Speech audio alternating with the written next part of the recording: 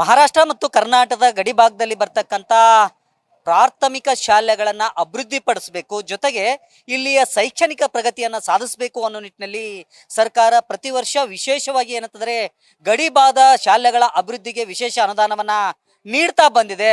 ಆದರೂ ಸಹ ಏನಂತಂದರೆ ಕನ್ನಡ ಶಾಲೆಗಳ ಪರಿಸ್ಥಿತಿ ಸುಧಾರಣೆ ಆಗ್ತಾ ಇಲ್ಲ. ಪ್ರಮುಖವಾಗಿ ನಾನೀಗ ಗಡಿ ಭಾಗದಲ್ಲಿ ಬರ್ತಕ್ಕಂಥ ಒಂದು ಸಾಮ್ರಾ ಅಂದರೆ ಬೆಳಗಾವಿ ತಾಲೂಕಿನಲ್ಲಿ ಬರ್ತಕ್ಕಂಥ ಸಾಮ್ರಾದ ಸರ್ಕಾರಿ ಕನ್ನಡ ಹಿರಿಯ ಪ್ರಾಥಮಿಕ ಮಾದರಿ ಶಾಲೆಯಲ್ಲಿ ನಾನು ನಿಂತಿದ್ದೀನಿ. ಇದು ಏನಂತಂದರೆ ಇಲ್ಲಿರ್ತಕ್ಕಂಥ ಏಕೈಕ ಕನ್ನಡ ಶಾಲೆ. ಈ ಶಾಲೆಯನ್ನ ಕಳೆದ ಹಲವು ವರ್ಷಗಳಿಂದ ನಡೆಸ್ಕೊಂಡು ಬರಲಾಗ್ತಾ ಇದೆ. ಭಾಳಷ್ಟು ವರ್ಷಗಳಿಂದ ಈ ಶಾಲೆ ನಡೀತಾ ಇದೆ. ಆದರೆ ಜಾಗದ ಕೊರತೆಯಿಂದ ಈಗ ನೋಡಿ, ಒಂದನೇ ಗ್ರೌಂಡ್ ಫ್ಲೋರ್ ಮತ್ತು ಫಸ್ಟ್ ಫ್ಲೋರ್ ಅಂದರೆ ಎರಡು ಇದು ಆಗಿ ನಿರ್ಮಾಣ ಮಾಡಲಾಗಿದೆ. ಇನ್ನೊಂದು ವಿಚಿತ್ರ ಏನು ಅಂತಂದರೆ ಈ ಶಾಲೆಯ ಆವರಣದಲ್ಲಿ ಮತ್ತೊಂದು ದೇವಸ್ಥಾನ, ಬೃಹತ್ ಆದಂಥ ಕಲ್ಮೇಶ್ವರ ದೇವಸ್ಥಾನವನ್ನು ನಿರ್ಮಾಣ ಮಾಡಲಾಗಿದೆ.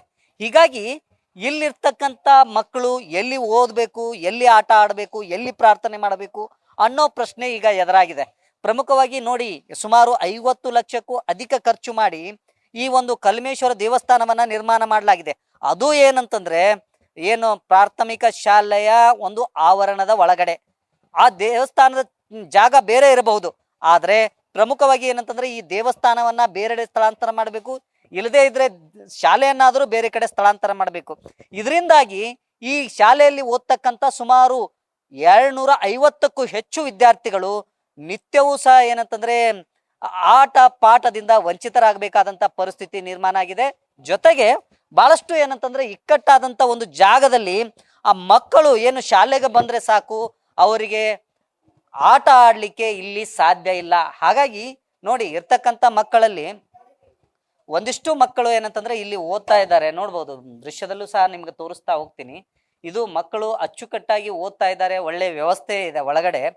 ಆದರೆ ಹೊರಗಡೆ ಮಾತ್ರ ಯಾವುದೇ ರೀತಿಯ ಒಂದು ಆಟಕ್ಕೆ ಯಾವುದೇ ರೀತಿ ಜಾಗ ಇಲ್ಲ. ಹೀಗಾಗಿ ಮಕ್ಕಳು ಒಂದು ಆಟ ಆಡ್ಬೇಕಂತಂದ್ರೆ ಅವರ ಮನೆಯಲ್ಲೇ ಆಟ ಆಡಬೇಕು. ಶಾಲೆಗೆ ಬಂದ ನಂತರ ಅವರಿಗೆ ಆಟ ಆಡ್ಲಿಕ್ಕೆ ಇಲ್ಲಿ ಸ್ಥಳಾವಕಾಶ ಇಲ್ಲ. ಮೇಡಮ್, ಈಗ ಎಷ್ಟು ಮಕ್ಕಳು ಇದ್ದಾರೆ ಇಲ್ಲಿ, ಎಷ್ಟು ಮಕ್ಕಳು ಓದ್ತಾ ಇದ್ದಾರೆ? 225 ಮಕ್ಕಳು ಓದ್ತಾ ಇದ್ದಾರೆ. ಈಗ ಇಲ್ಲಿ ಪ್ರಾರ್ಥನೆ ಮಾಡ್ಲಿಕ್ಕೆ ಜೊತೆಗೆ ಆಟ ಆಡ್ಲಿಕ್ಕೆ ಆ ಮಕ್ಕಳನ್ನ ಎಲ್ಲಿ ಕರ್ಕೊಂಡು ಹೋಗ್ತೀರಿ? ಯಾಕಂತಂದ್ರೆ ಜಾಗನೇ ಇಲ್ಲ, ಎಲ್ಲಿ ಕರ್ಕೊಂಡು ಹೋಗ್ತೀರಿ? ಪ್ರಾರ್ಥನಾ ಇದ್ದ ಜಾಗದಲ್ಲೇ ನಾವು ಪ್ರಾರ್ಥನೆಯನ್ನು ಮಾಡ್ತೀವಿ. ಆಟ ಆಡ್ಲಿಕ್ಕೆ ಸ್ವಲ್ಪ ತೊಂದರೆ ಇದೆ ಸರ್. ಮಕ್ಕಳು ಆಟ ಆಡಕತ್ರೆ ಅಲ್ಲಿ ಕೊಠಡಿಗೆ ಎಲ್ಲ ಅವ್ರ ಗಲಾಟೆ ಅದೆಲ್ಲ ಸಮಸ್ಯೆ ಆಗತ್ತೆ. ಆದ್ರೂ ಇದ್ದ ಜಾಗದಲ್ಲೇ ಸ್ವಲ್ಪ ಆಟ ಆಡ್ತಾರೆ ಸರ್. ಇದು ಎಷ್ಟು ವರ್ಷದಿಂದ ಇರ್ತಕ್ಕಂಥ ಜಾಗ ರೀ? 2051 1951 ಶಾಲೆ ನಿರ್ಮಾಣ ಆಗಿದೆ ಸರ್. ಭಾಳ ವರ್ಷದಿಂದ ಐತೆ. ಸಮಸ್ಯೆಯನ್ನ ಏನಾದರೂ ಅಧಿಕಾರಿಗಳ ಬಳಿ ಹೇಳಿದಿರಮ್ಮ? ಹೇಳಿದ್ವಿ ಸರ್, ಹೇಳಿದ್ವಿ. ಅಧಿಕಾರಿಗಳಿಗೆ ಗೊತ್ತೈತಿ, ಆದರೆ ಜಾಗದ ಕೊರತೆಯಿಂದ ಅವರು ಏನು ಮಾಡಕ್ ಸಾಧ್ಯ ಆಗಿಲ್ಲ ಸರ್. ಕಟ್ಟಡ ಮಾತ್ರ ಮಾಡಿ ಕೊಟ್ಟಿದ್ದಾರೆ ನಮಗೆ. ಹೊಸ ಕಟ್ಟಡಗಳ ನಿರ್ಮಾಣ ಆಗ್ಯಾವ. ಹಳೆ ಶಾಲೆ ಇತ್ತಿದ್ದು ಅದೆಲ್ಲ ವಾಶೌಟ್ ಆಗಿ ಹೊಸ ಕಟ್ಟಡ ನಿರ್ಮಾಣ ಆಗಿದೆ ಸರ್.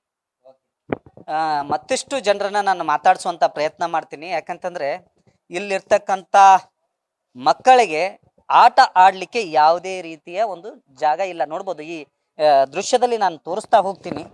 ಇದು ಏನಂತಂದ್ರೆ ದೇವಸ್ಥಾನ ಇಲ್ಲಿ ನಿರ್ಮಾಣ ಆಗಿರೋದ್ರಿಂದ ಸಹಜವಾಗಿ ಏನಂತಂದ್ರೆ ಇಲ್ಲಿ ಯಾವುದೇ ರೀತಿ ಬಾತ್ರೂಮ್ ಸಹ ಇಲ್ಲಿ ಇಲ್ಲ. ಈಗ ಏನು ಎಷ್ಟು ವರ್ಷದ ಈ ಸ್ಕೂಲು, ಜೊತೆಗೆ ಈಗ ಮಕ್ಕಳಿಗೆ ಆಟ ಪಾಠ ಶೌಚಾಲಯ ಏನು ಹೆಂಗಿದೆ? 200 ಮಕ್ಕಳಿಗೆ 2 ಶೌಚಾಲಯ ಐತ್ರಿ. ಬಿಟ್ರೆ ಇಲ್ಲಿ ಗ್ರೌಂಡ್ ಇಲ್ಲ, ಯಾವುದು ಸೇಫ್ಟಿ ಇಲ್ಲ. ಇಲ್ಲಿ ಸರಿಯಾಗಿ ಊಟ ಕೂರೋಕ್ಕೂ ಜಾಗಿಲ್ಲ ಮಕ್ಕಳಿಗೆ. ಈ ರೀತಿ ಅವಸ್ಥೆ ಆಗೈತಿ ಇಲ್ಲಿ. ಮೊದ್ಲು ಇಲ್ಲಿ ಎಲ್ಲ ರೀತಿ ಮೊದಲು ಎಲ್ಲ ಚೆನ್ನಾಗಿತ್ತು, ಆದ್ರೆ ಇವಾಗಂತೂ ಬರ್ಬರ್ತಾ ಇಲ್ಲಿ ಯಾವುದು ಇದಿಲ್ಲ. ಈಗ ನೋಡ್ರಿ, ಒಂದು ನೀವೆಲ್ಲ ಗ್ರಾಮಸ್ಥರು ಶಾಲಾ ಆವರಣದಲ್ಲಿ ದೇವಸ್ಥಾನ ನಿರ್ಮಾಣ ಮಾಡಿದ್ದಾರೆ. ದೇವಸ್ಥಾನ ನಿರ್ಮಾಣ ಆಗ್ಬೇಕು, ಆದ್ರೆ ಅದಕ್ಕೆ ಯಾವುದೇ ರೀತಿ ಅಡ್ಡಿ ಬೇಡ. ಆದ್ರೆ ಈಗ ಮಕ್ಕಳಿಗೆ ಆಟ ಆಡ್ಲಿಕ್ಕೆ ಇಲ್ಲ, ಇದು ಜ್ಞಾನ ದೇಗುಲ ಅಂತ ಹೇಳ್ತಾರ. ಮತ್ತೊಂದು ದೇಗುಲನ ಇಲ್ಲಿ ನಿರ್ಮಾಣ ಮಾಡಿದ್ದಾರೆ. ಎಷ್ಟು ಮಟ್ಟಿಗೆ ಸರಿ ಇದು? ಅದೇ ಇಲ್ಲಿ ಯಾವ್ದು ಇಲ್ಲಲ್ರಿ. ಇಲ್ಲಿ ಏನ್ ಮಾಡ್ಬೇಕ್ರಿ ನಾವೀಗ? ಇದು ನಮ್ಮ ಕನ್ನಡ ಶಾಲೆಗೆ ಅಷ್ಟೇ ಈ ರೀತಿ ಐತ್ರಿ. ಮರಾಠಿ ಶಾಲೆಗೆ ರೀ ಈಗ ಏನ್ರಿ ಮನಿ ಜಾಗ ದಾನ ಕೊಟ್ಟಿದಾಳ್ರಿ. ಇದು ಕನ್ನಡ ಶಾಲೆ ಆಗ್ಬೇಕಂತ ಹೇಳ್ತಾರ. ಅವ್ರದೊಂದು ಫೋಟೋನು ಪೂಜೆ ಮಾಡಂಗಿಲ್ರಿ ಇಲ್ಲಿ ಯಾರು. ಅಮ್ಮ ಕೊಟ್ಟು ಹೋಗಿ ಕನ್ನಡ ಶಾಲೆ ಮಾಡಿದಾಳ. ಅವಾಗಿಂದ ಎಷ್ಟು ದಿನ ಹಿಂದಿಂದ ಏನಾಡ್ದೈತ್ರಿ. ಅದಕ್ಕಿಂತ ಮೊದಲು ಇದು ಗುಡಿ ಇದ್ದಿದ್ದಂತೂ ನಿಜವಾಗಿ ಏನಾರಿ. ಆ ಗುಡಿನೂ ಇತ್ತು. ಗುಡಿ ಸಣ್ಣದಾಗಿತ್ತು. ಅದ್ರ ಮುಂದೆ ಸಾಲಿದ ಇವೆಲ್ಲ ಮನೆಗಳು ಇರಾಕಿಲ್ರಿ, ಸಾಲಿ ಹುಡುಗರ್ದೆಲ್ಲ ನಡೀತಿತ್ತು. ಈಗ ಎಲ್ಲಾರು ನಮ್ಮ ಜಾಗ ನಿಮ್ಮ ಜಾಗ ಅಂತ ಕಟ್ಕೊಂಡ್ ಮುಗೋದ್ರಿಂದ ಇದು ಇಷ್ಟು ಜಾಗ ಉಳ್ದೈತಿ, ಇಷ್ಟರದಾಗ ಏನ್ ಮಾಡ್ಬೇಕಾರ. ಮತ್ ಇಲ್ಲಿ ಈಗ ಸದ್ಯಕ್ಕೆ ಏನಂತಂದ್ರೆ ಇಲ್ಲಿ ಡಬಲ್ ಮಜ್ಲಿ ಈ ಕಡೆ ಇತ್ರಿ ಹುಡುಗರ್ ಸಾಲಿ. ಅದನ್ನ ಏನ್ ಮಾಡ್ರು, ನಾವು ಕಟ್ಟಾಕ ತೆಗ್ಯಾತೇವು, ಆಮ್ಯಾಗ ನೀವು ಕಟ್ಕೊಳ್ಳೋಂಗಿರ. ಈಗ ಸದ್ಯ ನಮ್ಗೆ ಇದನ್ನ ತೆಗೆದು ಕೊಡೋ ಅಂದ್ಕೂಡ್ಲೆ ದಡ ಎಲ್ಲ ಇವ್ರು ಉಳಿಸ್ಕೊಟ್ರು. ಅವ್ರು ನಮಗ್ ಬೇಕಂತ ಹೇಳ್ಕಾರ ಇವ್ರ ಮಂಡಳದವ್ರು ನಮ್ದು ಕಟ್ಕೊಡ್ಲಿಲ್ರಿ. ಮತ್ತೆ ಇದು ಹಿಂಗಾಗಿ ಕುಲ್ಲ ಐತಿ. ಈಗ ಇಷ್ಟ ಆಟ ಪಾಠನು ಬಂತು, ಊಟನೂ ಬಂತು. ಹುಡುಗರು ಏನ್ ಮಾಡಿದ್ರು ಇಲ್ಲೇ ಕುಂತ್ ಮಾಡ್ಬೇಕ್ರಿ. ಊಟ ಮಾಡುವಾಗ ಬೇಕಾರೆ ಅದ್ರ ಎಡ್ಯಾಗ ಧೂಳ ಹಾರಿದ್ರು ಊಟ ಮಾಡ್ಬೇಕ ಅವ್ ಮಕ್ಕಳು. ಬ್ಯಾಸಗಿ ಕಾಲಕ್ಕೆ ಪ್ರಮುಖವಾಗಿ ಏನಂತಂದ್ರೆ ಇಲ್ಲಿರ್ತಕ್ಕಂಥ ಏನು 250ಕ್ಕೂ ಹೆಚ್ಚು ಜನ ವಿದ್ಯಾರ್ಥಿಗಳಿದ್ದಾರೆ. ಅವರು ನಿತ್ಯವೂ ಸಹ ಏನಂತಂದ್ರೆ ಆಟ ಪಾಠದಿಂದ ವಂಚಿತರಾಗ್ತಾ ಇದ್ದಾರೆ. ಮತ್ತೊಂದು ಕಡೆ ಏನಂತಂದ್ರೆ ಬಹಳಷ್ಟು ಇಲ್ಲಿ ಮೂಲಭೂತ ಸೌಲಭ್ಯಗಳ ಕೊರತೆ ಎದ್ದು ಕಾಣ್ತಾ ಇರುವಂಥದ್ದು. ಹಾಗಾಗಿ ಈ ಕ್ಷೇತ್ರ ಏನಂತಿದೆ ಮಹಿಳಾ ಮತ್ತು ಮಕ್ಕಳ ಕಲ್ಯಾಣ ಸಚಿವರ ಸ್ವಕ್ಷೇತ್ರ. ಹಾಗಾಗಿ ಸಚಿವರು ಇತ್ತ ಗಮನ ಹರಿಸಬೇಕು ಅನ್ನೋದು ಈ ಭಾಗದ ಜನರ ಒತ್ತಾಯವಾಗಿದೆ. ಕ್ಯಾಮ್ರಾಮನ್ ರೋಹಿತ್ ಜೊತೆ Srikanth Kukkadi, news first Belagavi. News first ನಿರ್ಭೀತಿಯಿಂದ ನಿಮ್ಮ ಪರವಾಗಿ.